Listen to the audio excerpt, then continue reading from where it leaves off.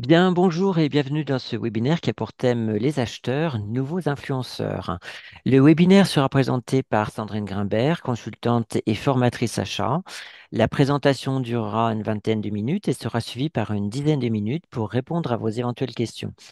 Durant cette présentation, vous pouvez donc poser vos questions avec l'outil chat en bas de votre écran et je les formulerai à Sandrine Grimbert à la fin de sa présentation. Si vous ne voyez pas correctement les slides projetés, vous pouvez utiliser l'option d'affichage en haut de votre écran afin de le régler. Il est maintenant temps d'entrer dans le vif du sujet et je laisse la parole à Sandrine Grimbert. Bonjour à toutes et à tous. Nous allons passer, comme Nicolas venait de l'indiquer, quelques moments ensemble pour découvrir un aspect du travail des fournisseurs qui devient de plus en plus important, au-delà de la responsabilité que les acheteurs ont de sourcer et d'acheter les bons produits. Une relation très, très étroite à nouer, à augmenter avec les fournisseurs. Je m'appelle Sandrine Grimbert.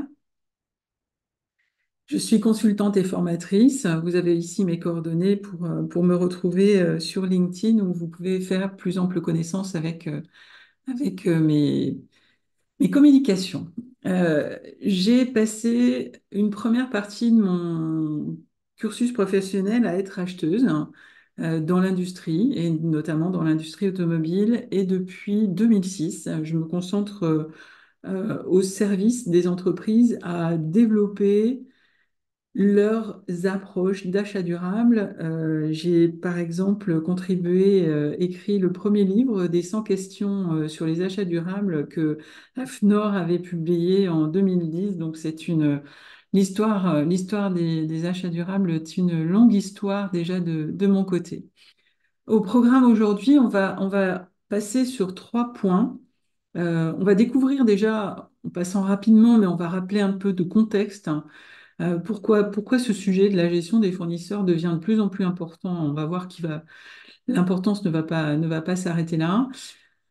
La motivation et l'influence des fournisseurs, parce que c'est une chose d'envoyer un questionnaire, c'est une chose de le recevoir rempli. Donc c'est vraiment, on a vraiment là deux sujets différents.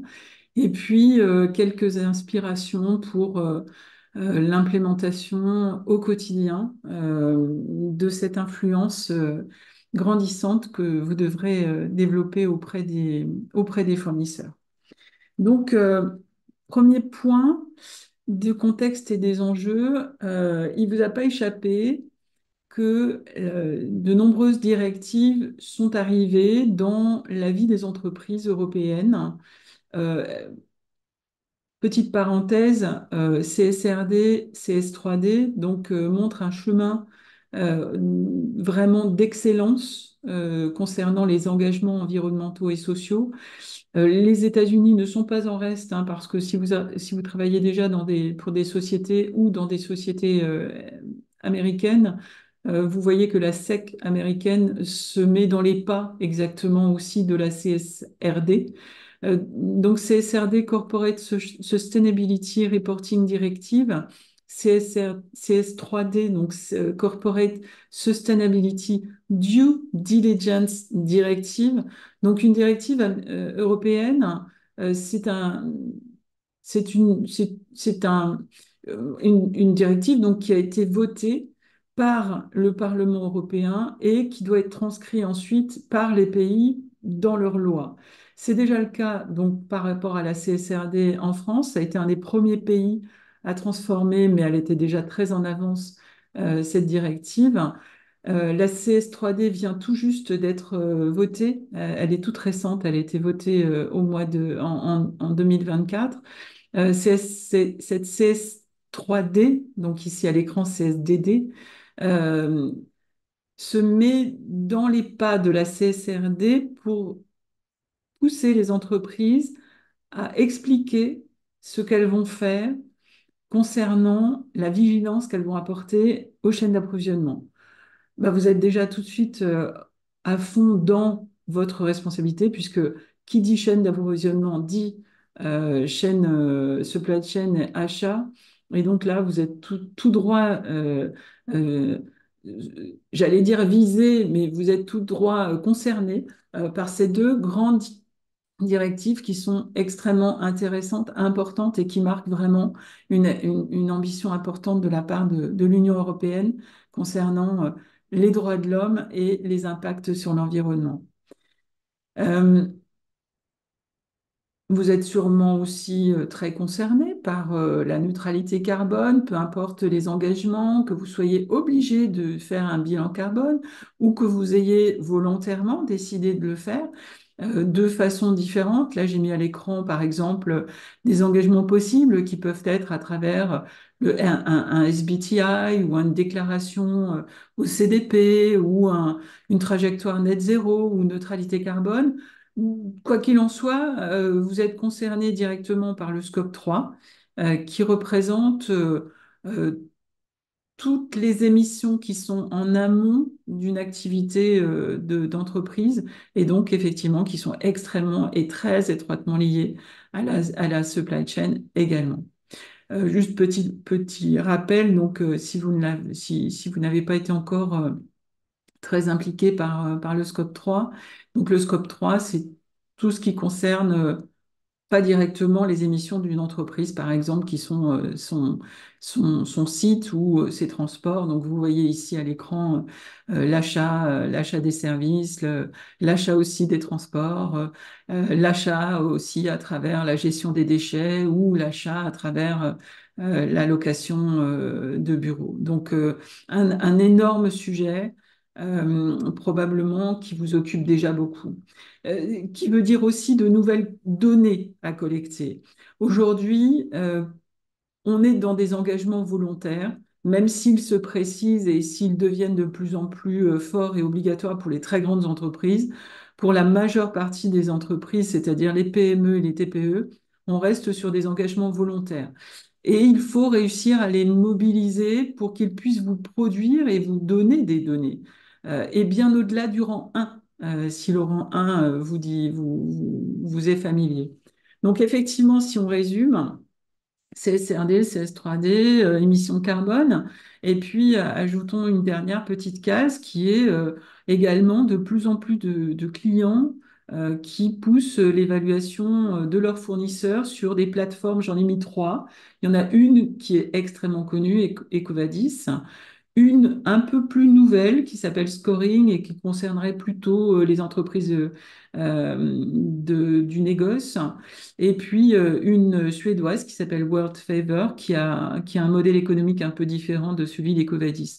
Quoi qu'il en soit, ces nouvelles solutions vous permettent de collecter ces données en tant que donneur d'ordre. Maintenant, voilà, comment peut-on se passer de l'implication des fournisseurs? Et encore une fois, concernant la sustainability, donc le développement durable, on reste quand même essentiellement sur un engagement volontaire, d'où cette idée de se poser la question, de se dire, bon, ben, voilà, on va leur envoyer un questionnaire, il suffit, il n'y a qu'à, il y a qu'à. Non, est-ce qu'on force ou est-ce qu'on encourage? Et c'est là toute la, voilà, la subtilité, on va dire, de cette implication par l'influence pour qu'elle ne soit pas forcée, mais au contraire qu'elle soit encouragée et qu'elle soit vue d'une manière positive par les fournisseurs qui vont devoir effectivement changer également leur manière d'échanger avec leurs donneurs d'ordre. Ben, donneur d'ordre, donc ça veut dire effectivement d'avoir des fournisseurs engagés. Comment est-ce qu'on arrive à ça? Ben, premièrement, déjà, évacuons les obstacles. Les obstacles, ils sont nombreux. Si vous êtes donneur d'ordre, bah, vous êtes un acheteur bien occupé. Si vous êtes fournisseur, bah, dites-vous que le fournisseur, il est très occupé également. Les principaux obstacles ou défis qu'on peut rencontrer, ça va être le temps. Principalement, la motivation et l'implication va passer par l'envoi de questionnaires, surcharge des sollicitations. Chaque entreprise développe son propre questionnaire. On est très loin d'un questionnaire unifié et donc à chaque fois, il faut remplir ou des PDF ou des fichiers Excel. Donc, effectivement, on est en face d'un véritable problème de surcharge de temps, peut-être aussi de surcharge des ressources qui sont allouées. Toutes les entreprises ne disposent pas de chargés RSE, par exemple. Et donc, effectivement, on va avoir un goulot d'étranglement sur la réponse à donner. Le manque d'incitation également, puisque on a beaucoup de sollicitations descendantes, mais pas encore beaucoup de sollicitations qui remontent, c'est-à-dire que pense-t-il de ce questionnaire? Est-ce qu'ils sont d'accord, pas d'accord? Est-ce qu'ils ont eu des difficultés à le remplir, etc. Et puis, il ne faut pas se cacher non plus, une certaine résistance au changement. On est dans un monde chaotique, pour ne dire que ce mot, qui fait face à des changements qui nous échappent beaucoup, qu'ils soient géostratégiques, géopolitiques ou même directement liés au changement climatique. Donc aussi, il peut s'agir de simple résistance au changement. Je vous mets à l'écran un extrait d'une enquête menée par BPI France qui est assez récente, qui date de septembre 2022, qui était une première, qui donnait la parole justement aux fournisseurs. Alors bien sûr, une fournisseur, c'est une entreprise, hein, bien sûr, mais en tout cas, l'entreprise vue des yeux de fournisseurs. 78% des fournisseurs interrogés sont sollicités par leurs clients sur les sujets RSE, voilà, sans surprise. En 2020, ils étaient 72% à être indiqués sollicités. Plus la taille du fournisseur est importante, plus les sollicitations sont fréquentes, alors que la moitié des TPE est sollicitée sur les sujets RSE, ce chiffre atteint 82% pour les PME, 91% sur les ETI. Donc, c'est un sujet de collecte des données, de sollicitation fournisseurs qui est vraiment au cœur de l'activité maintenant récente des entreprises. Euh, la communication, les stratégies maintenant, abordons un petit peu les stratégies d'influence. Je dirais qu'elle soit cohérente avec les propres engagements de l'entreprise. On ne peut pas demander aux fournisseurs de devenir, par exemple, net zéro si on n'a pas soi-même engagé déjà des travaux cohérents par rapport à ces engagements de réduction des émissions carbonées, par exemple. L'utilité aussi des informations collectées doit être comprise. À quoi va servir cette réponse fournie concernant sa consommation d'énergie, concernant sa politique des droits humains? À quoi va servir cette information? Donc, quand vous posez une question, interrogez-vous aussi sur qu'est-ce qu'on va faire de cette donnée? Donc, mieux vaut peu d'informations, mais toutes utiles, que beaucoup d'informations dont les trois quarts ne seront pas utilisées par votre entreprise. Et puis également, comme indiqué tout à l'heure, le retour de satisfaction. Il ne faut plus avoir peur non plus de que pense ce fournisseur de la relation qu'il a avec mon entreprise. Il peut y avoir des ratés sur une plainte excessive sur des termes de paiement qui n'auront pas été respectés. Encore une fois, sur un manque de cohérence entre droits humains et euh, une course effrénée à travers une réduction de prix éventuelle. Donc, retour de satisfaction. Et puis, effectivement, l'incitation par ce qu'il a quelque part, j'ai mis volontairement un terme un peu provocateur, hein, un fournisseur impliqué, qu'est-ce qu'il a à gagner finalement? Est-ce qu'il a à gagner, par exemple, une sécurisation de l'accès à des marchés? Est-ce que des fournisseurs bien impliqués auront autant de chances, sinon plus de chances, de sécuriser leur marché? La visibilité est ce qui donnera la plus grande occasion pour un fournisseur de s'impliquer. Une meilleure visibilité aussi donnée à ses investissements. Une entreprise qui lance une démarche de neutralité carbone, c'est une entreprise qui va devoir investir. Donc, c'est une entreprise qui, pendant quelques années, va faire un choix peut-être d'avoir une rentabilité dégradée. Donnons-lui aussi la chance d'avoir des prix qui reflètent ces risques et ces niveaux d'investissement. On peut s'inspirer par exemple des approches fair trade également dans un domaine professionnel, un prix juste. Une meilleure gestion des risques également. Lui faire découvrir euh, les risques aujourd'hui qu'il y a, par exemple, à ne pas s'engager sur une stratégie positive liée aux droits humains ou une gestion des risques concernant, voilà, c'est très actuel, la gestion, par exemple, l'exposition à des inondations qui peuvent endommager effectivement une installation ou qui peuvent effectivement créer un problème d'approvisionnement, de stockage. On parle de choses très concrètes, hein, exposition, inondation, exposition, incendie, rupture d'approvisionnement. Là, j'entends, voilà, vous avez peut-être entendu ce matin une grande entreprise française qui va être privée de l'exploitation d'uranium voilà, pour des raisons géopolitiques. On est dans la vie quotidienne aujourd'hui de risques qui s'accroissent et pas forcément un risque de défaillance comme on était habitué très classiquement à essayer de le chercher. Son image également peut être aussi à gagner à soigner son image. Une entreprise engagée est une entreprise qui gérera les choses de façon très positive et de la réduction de coûts. L'économie circulaire permet de réduire les coûts. Et ça, c'est vraiment quelque chose d'extrêmement motivant quand on cherche à réduire les prix. Mais seulement si elles sont réelles. Donc, il faut absolument qu'il y ait des cohérences entre la transformation du contrat et la solution, l'implication d'un fournisseur. Et son accompagnement, de fait, devient essentiel. Voyez toujours à travers cette enquête, hein, 82% des entreprises déclarent de ne bénéficier d'aucun engagement de la part des donneurs d'ordre. En quoi consiste un engagement? Ou voient pire leur performance RSE non transformée dans les prix de vente. On ne peut pas comparer un prix d'une entreprise non engagée et d'une entreprise engagée. C'est très difficile pour celui qui a fait l'effort. Un certificat, par exemple, une labellisation, c'est un investissement. On est rapidement, on dépasse hein, les 5 chiffres, 10 000, 20 000 euros. Un label DPE, par exemple, sur un produit qui a fait son analyse de cycle de vie, on est rapidement à 10, 15, 20 000 euros. Donc, il s'agit vraiment d'investissements de la part des entreprises et il faut absolument pouvoir les valoriser.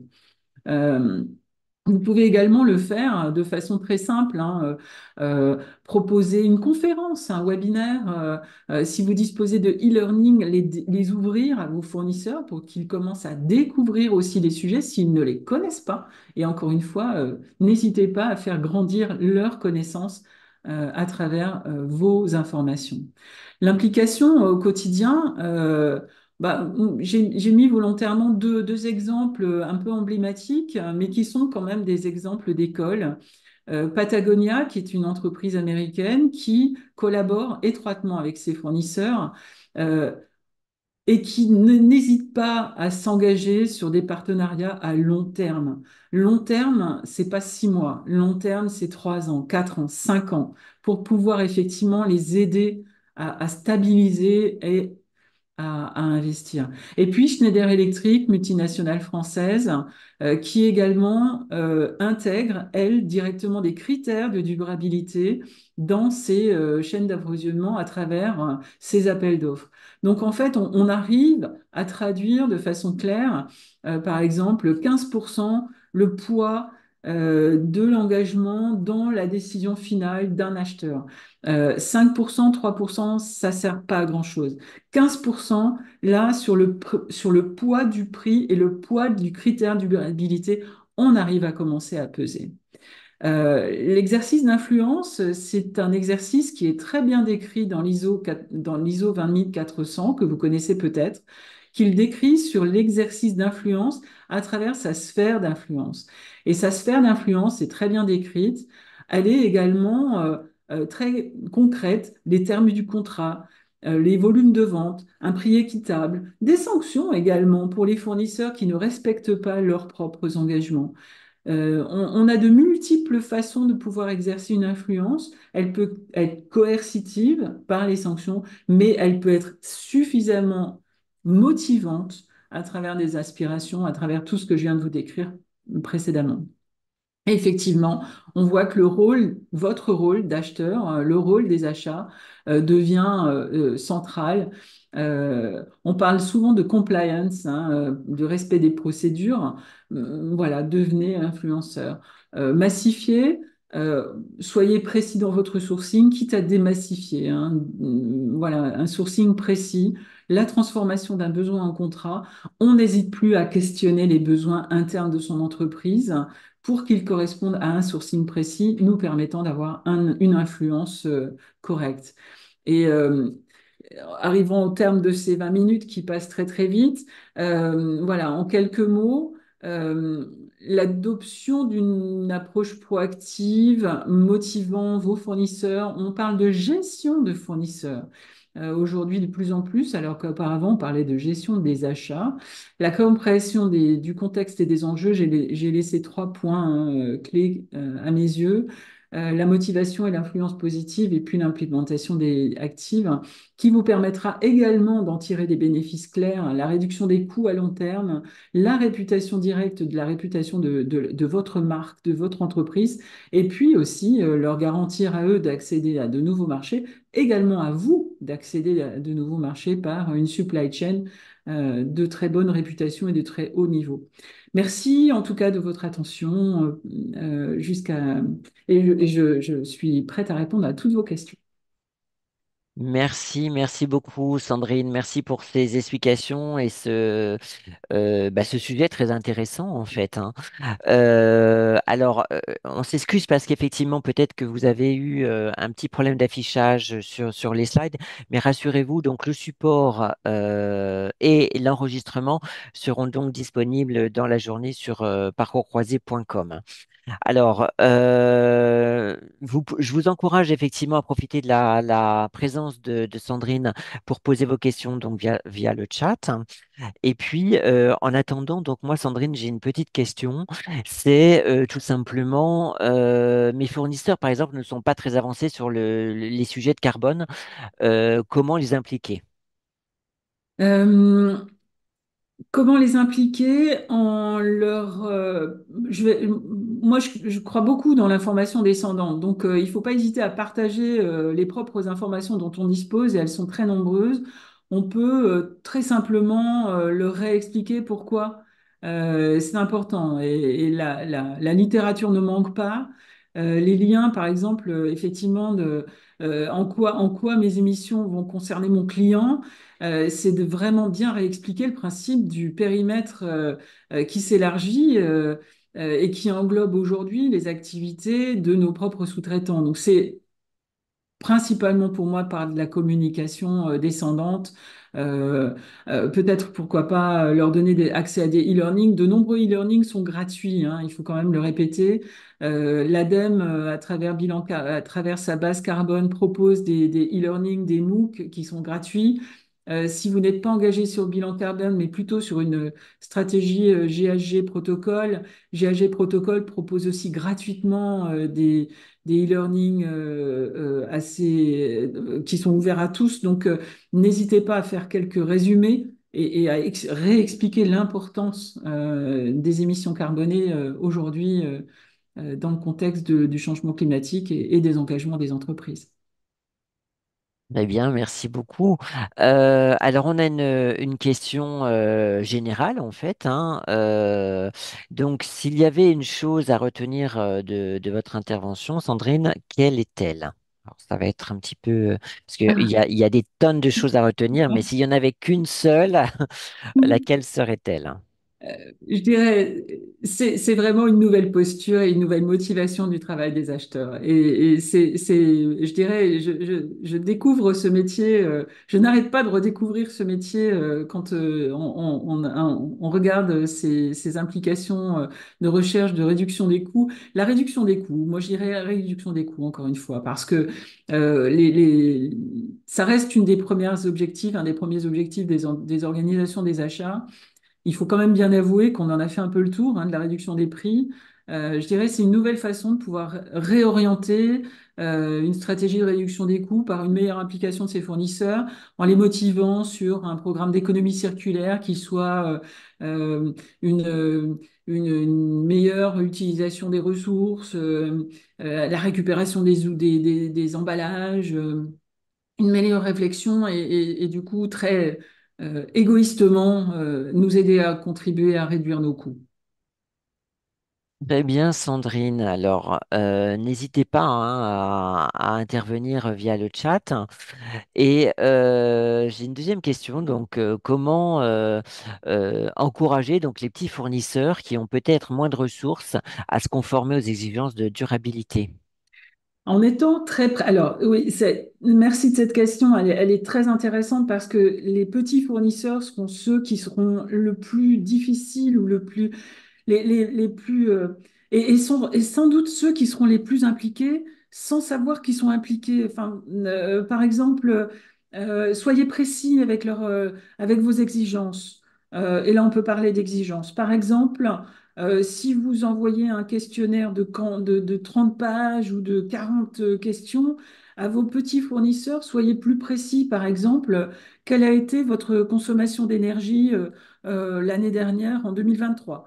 Est-ce que vous avez voilà, quel type d'emballage des questions très précises.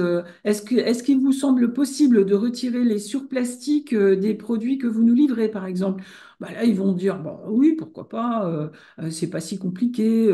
Et là, sans avoir l'air de rien, vous les encouragez à mettre en place des pratiques plus vertueuses ou tout simplement à valoriser leurs propres pratiques vertueuses parce qu'ils vous diront peut-être, ah oui, oui, là, on a mis en place un programme d'économie de consommation d'eau l'année dernière dans notre petite TPE et on est très fiers de le partager avec vous. Donc, motivation, influence positive des fournisseurs et des petits fournisseurs par des questions précises et très ciblées. Alors, merci Sandrine. Donc, une petite question. Vous avez évoqué le fameux questionnaire adressé aux fournisseurs pour connaître l'avancement de leur démarche bas carbone. Y a-t-il des travaux en cours permettant d'établir un questionnaire type et standard? Hmm, très honnêtement, non. Comme ça, Chaque- c'est clair. chacun, chacun y va de sa partition. Euh, il- c'est des travaux qui manquent, en effet, parce que chaque entreprise, et on le voit par exemple avec les questionnaires EcoVadis, hein, si vous avez déjà fait l'exercice EcoVadis, bah là on est exactement dans le cas d'un questionnaire hyper personnalisé, très lié à l'activité d'une entreprise. On voit bien qu'une entreprise qui est dans le domaine du transport a des enjeux et donc du coup doit répondre à des questions qui sont totalement différentes d'une entreprise qui, elle, est plutôt dans le négoce de produits d'origine asiatique, par exemple. On imagine tout de suite, ou alors une TPE ou une PME, une start-up qui s'est lancée dans la fabrication de produits à partir de rebuts, par exemple. Là, j'ai là en tête une entreprise qui fabrique des ballons de foot à partir de cuir issus de fauteuils de l'aviation, par exemple. Et là, on est dans une TPE française localisée qui fabrique ses ballons en France. Donc, on voit bien que c'est très difficile en fait d'avoir un questionnaire. C'est un petit peu comme une clause environnementale qui serait une clause synthétique. Elle n'existera pas. Mais voilà, elle doit correspondre effectivement, pour moi, à un questionnaire bien fait. C'est un questionnaire qui aide à répondre aux enjeux de sa propre entreprise. Alors, je vous remercie, Sandrine. Et une autre question. Alors, l'influence interne auprès des collègues n'est pas toujours simple. Par quoi commencer?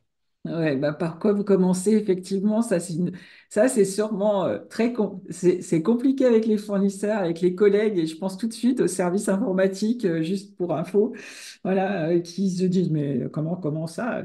Bah, leur montrer en fait l'avantage qu'on va avoir à tout cela, c'est-à-dire transformer l'obstacle en réalisation positive. On ne peut pas être contre, par exemple, une fin de vie réussie d'un équipement électronique, par exemple. Eh ben, comment est-ce qu'on arrive à transformer la fin de vie réussie d'un équipement électronique? Bah, par exemple, c'est d'allonger sa durée de vie interne. Par exemple, c'est de travailler avec les fournisseurs en amont, avec le fabricant dans dans ses propres cahiers des charges techniques, voilà, pouvoir réussir à allonger la durée de vie d'un produit, à maîtriser aussi son appétit. De matières nouvelles, innovantes, difficiles à sourcer ou justement au contraire encourager ces matières nouvelles, innovantes pour justement aider à faire face à des problèmes d'approvisionnement qui deviendraient compliqués si on achète très très loin. Donc transformer l'obstacle en vision très positive du monde avec une implication dès le début des nouveaux questionnements sans cacher à vos prescripteurs euh, les, les- les- les difficultés réelles qu'on a et qu'on va vivre de plus en plus. Donc, effectivement, les prendre par la main aussi dans l'explication de votre propre complexité de vie au quotidien pour chercher de nouvelles solutions ou de chercher de réduction des coûts, en fait. Vous ne pourrez pas faire sans eux non plus. Alors, une autre question. Donc, que répondre à un fournisseur qui nous dit que s'engager dans une démarche bas carbone va coûter de l'argent et se répercutera sur les prix? C'est pas faux et en même temps, c'est pas forcément vrai. Quand on cherche à, par exemple, euh, voilà, sans rien changer à une organisation, oui, on parle d'investissement. Par exemple, limiter la consommation d'énergie va passer par une isolation des bâtiments. Donc, on voit bien qu'à court terme, on a du CAPEX, à long terme, on améliore l'OPEX. Donc, forcément, à un moment donné, un investissement égale retour sur investissement. Donc ça, c'est un des premiers critères. Deuxième élément, tout ne coûte pas plus cher. C'est-à-dire réduire ses émissions carbone, c'est également, par exemple, maîtriser ses propres consommations sans forcément toujours investir. Donc laisser des machines de production en veille perpétuelle, mais ça, vous inquiétez pas, avec l'augmentation des prix de l'énergie, tous vos fournisseurs ont rationalisé leurs coûts aussi. Donc c'est pour ça que je vous dis, c'est pas faux, mais c'est pas tout à fait vrai non plus. Et puis, le sujet du carbone va s'inviter dans les prix de toute façon à un moment donné, parce que le prix du carbone va prendre une dimension économique, c'est-à-dire qu'on va avoir un prix auquel va s'ajouter le prix du poids du carbone, c'est-à-dire qu'une entreprise qui n'aura fait aucun effort va avoir à son prix de vente un coût carbone qui va augmenter son prix qu'elle voulait très bas. Une entreprise qui n'a fait aucun effort, qui vend une pièce à 2 euros et, euh, et qui va avoir un prix du carbone à 100 euros de la tonne, va peut-être avoir un effet négatif et qui va entraîner son prix à du 3 ou 4 euros. Donc, c'est lui expliquer qu'effectivement, le sujet du carbone, on peut pas l'éviter, on ne peut pas juste le mettre sous le tapis parce que, on n'a pas le temps. Il va prendre une importance économique de plus en plus importante.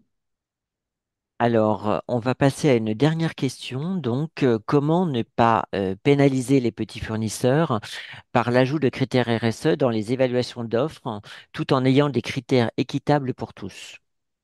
Bah, s'ils sont équitables pour tous, vous ne pénaliserez pas une TPE. Je dirais c'est aussi simple que cela.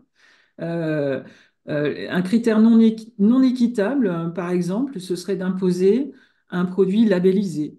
Là, on n'est pas dans l'équitable. Un critère équitable serait de demander un emballage sans suremballage plastique. Voilà, je caricature un peu, mais on arrive à travailler des critères équitables quand ils sont équilibrés et justement équitables. Un label est coûteux. Donc, effectivement, vous adressez à un TPE, un label lui coûtera de l'argent. Donc il faut juste en être conscient, mais on peut contourner le problème ou la question, parce que ce n'est pas des problèmes, on peut contourner la question en étant encore une fois précis. Très bien, merci Sandrine pour ces réponses précises. Donc malheureusement, effectivement, le temps qui nous était imparti est déjà écoulé. Nous arrivons donc au terme de ce webinaire. Nous serions bien donc restés ensemble pour continuer à échanger, mais rassurez-vous, donc le webinaire et le support sont enregistrés et seront disponibles dans la journée sur parcourscroisé.com. N'hésitez pas non plus à rejoindre les 4 groupes de discussion dédiés aux achats sur Parcours Croisé afin d'y retrouver les publications de nos experts, mais également pour les commenter, les liker ou publier vous-même.